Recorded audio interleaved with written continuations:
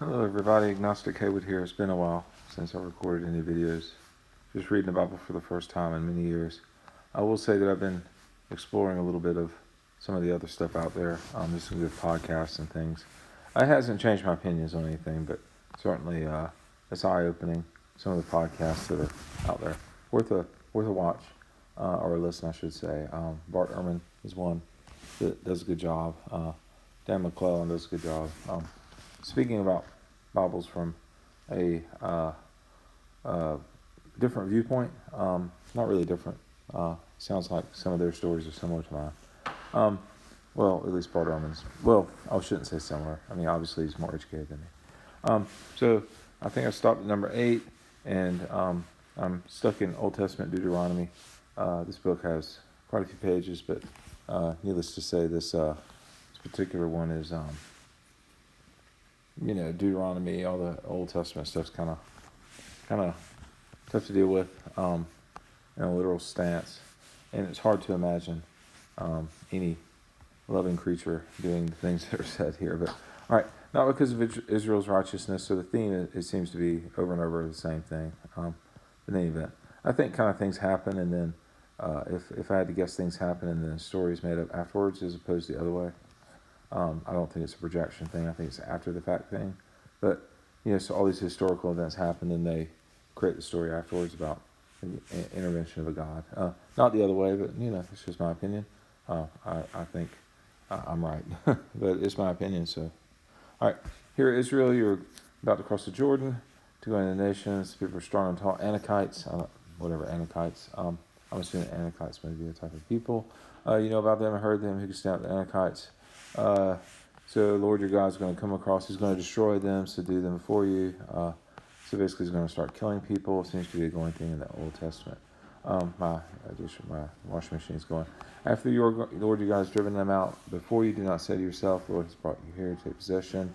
No, it's on account of the wickedness of these nations. Okay, so fine. So they're wicked. And God does an awful lot of killing to say, thou shalt not kill, but in any event. Not because of your righteousness, but because of their wickedness. So I want to do this for you, but you're still basically a bunch of jerks, I suppose. Golden calf, never forget how you provoked Lord your God with anger in the desert from this day. You left Egypt until you arrived here and you're rebellious. So basically, these people are doing the same thing over and over again. And, they keep rebelling, and then they keep coming back, and rebelling and coming back. It's stiff-necked people indeed, let me alone. I can destroy them. So a turn went down from the mountain while it was blazed with fire until it was... All right. So, it's just the same old story over and over again. It's getting kind of boring. In any event. Same thing over and over and over and over and over and over again.